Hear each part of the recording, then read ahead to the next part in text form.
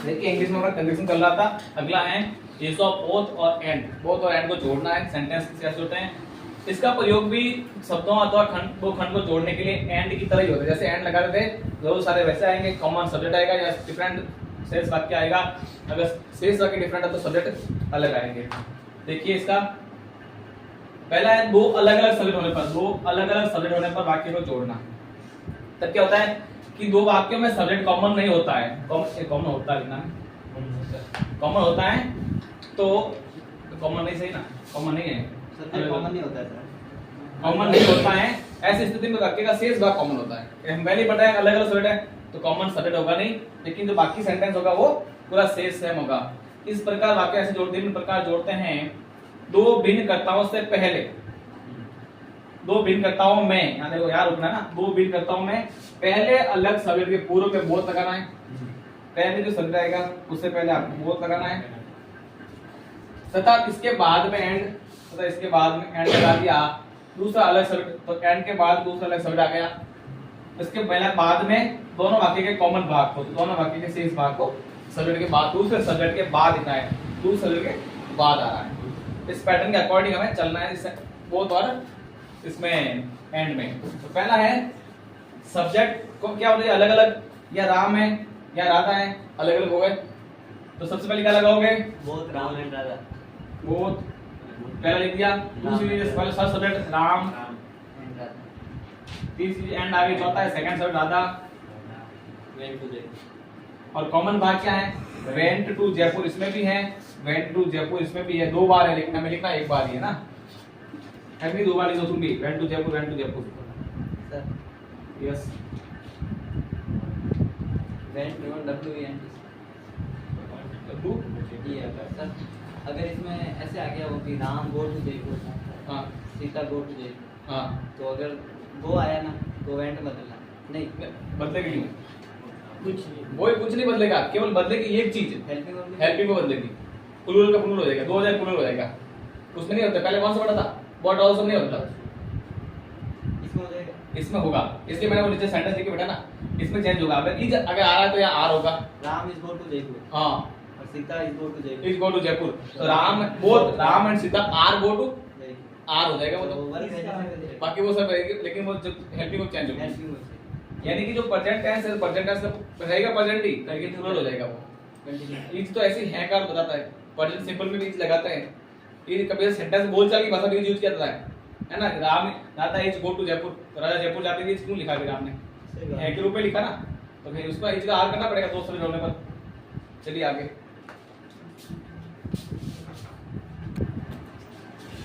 देखो इसमें पहला ही पढ़ रहे हैं हम, फर्स्ट टाइप ही। अब ये कह रहा है कि जब दो सब्जेक्ट को बोथ तथा एंड से जोड़ा जाता है, ऐसे स्थिति क्रिया बहुवचन में प्रयुक्त होती है। अभी मैंने बताया इसका आर होगा, क्रिया बहुवचन में प्रयुक्त होगी, और कॉम्प्लीमेंट भी बहुवचन होगा। कॉम्प्लीमेंट का मतलब पीछे जब गुड बॉयज दिया ना, ये सहायक क्रिया ना, हां वो सहायक क्रिया तो वही आएगी, मेन क्रिया भी चेंज होगी जब अगला सेंटेंस देखेगा ना। अब इसमें टीच क्या है, मेन वर्ब है, ये भी चेंज होगी, बिल्कुल चेंज होगी। अब इसमें कह दिया कि जो कॉम्प्लीमेंट दिया गया पीछे, कॉम्प्लीमेंट क्या दिया, अच्छा बॉय, अच्छा लड़का, इसको कॉम्प्लीमेंट पर्सन की गाली दी गई, तो गुड तो क्या है, गुड क्या अच्छा होना क्या है, विशेषण नहीं, लड़की की तारीफ नहीं, ठीक है। तो फिर क्या ये बॉयज भी क्या है, अब ये तो चेंज होगा नहीं, इसमें चेंज क्या होगा, बॉयज, ये और ये मिलकर क्या हो जाएगा, एस लग जाएगा। इसको हम कैसे बनाएंगे, देखिए पहला क्या बनेगा, both Gaurav and Ravi, are हो जाएगा, आर गुड तो आएगा पहले, और both Ravi, Gaurav and Ravi are good boy, is plural हो गया आर, और बॉयज के पीछे लग गया एस। इस तरह से चेंज होती है। अब इसमें देखो अगला sentence, Pooja teaches English, Radha teaches English, तो क्या लिखेंगे पहले, बोथ पूजा एंड राधा, क्या हो गया, पूजा एंड राधा दो हो गए, प्लूरल, वर्ब हमारी टीचेस, तो क्या हो जाएगा, ओनली टीच, प्लूरल के साथ एस ये हट जाता है, तो टीच इंग्लिश, बस इस तरह से ये बनेगा। इसमें सिंगुलर था एस लगा, सिंगुलर था एस लगा, अब दोनों प्लूरल होता है एस लगा दिया हमने। ये इसमें चेंज हो गया, इसमें इसका आर बना एस लगा, सिंगुलर था तो प्लूरल लगाना पड़ा, कॉम्प्लीमेंट चेंज होगा। अब फिर आता है अगले में समान सब्जेक्ट वाले। अब इसमें सब्जेक्ट अलग अलग थे, तो गौरव, रवि, राधा, पूजा अलग अलग थे, लेकिन इसमें अब समान आएंगे ना। समान सब्जेक्ट वाले वाक्यों को जोड़ना।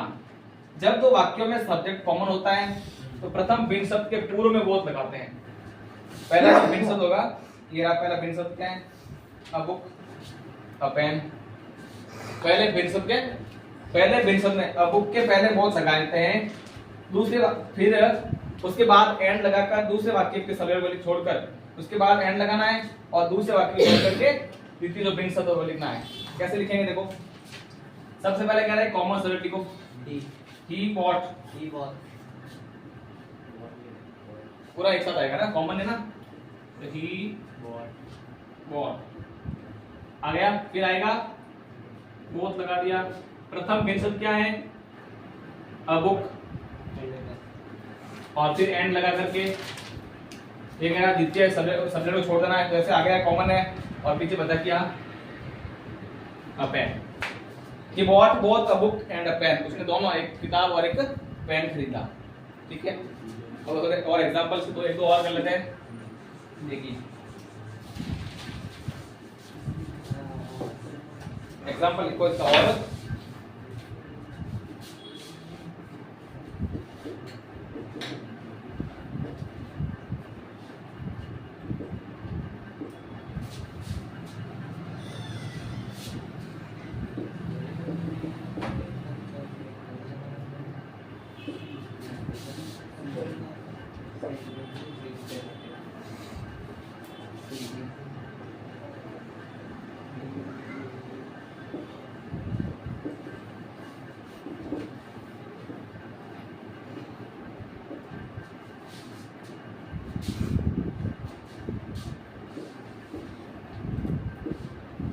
ये दो एग्जांपल लिख दिए मैंने।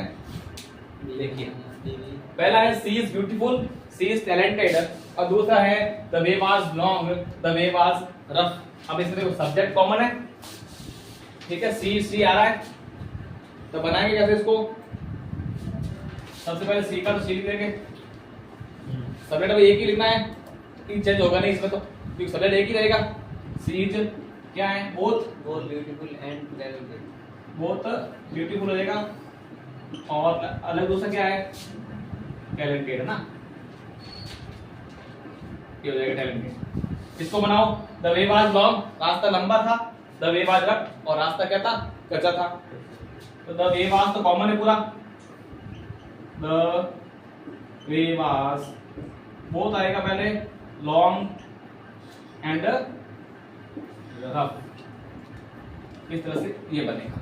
रास्ता लंबा था लेकिन कच्चा, लंबा और कच्चा था, दोनों था ना। इस प्रकार से आज ये यूज पूरा हो गया ये बोथ का और एंड का। ठीक है, बाकी हम अगली क्लास पढ़ेंगे।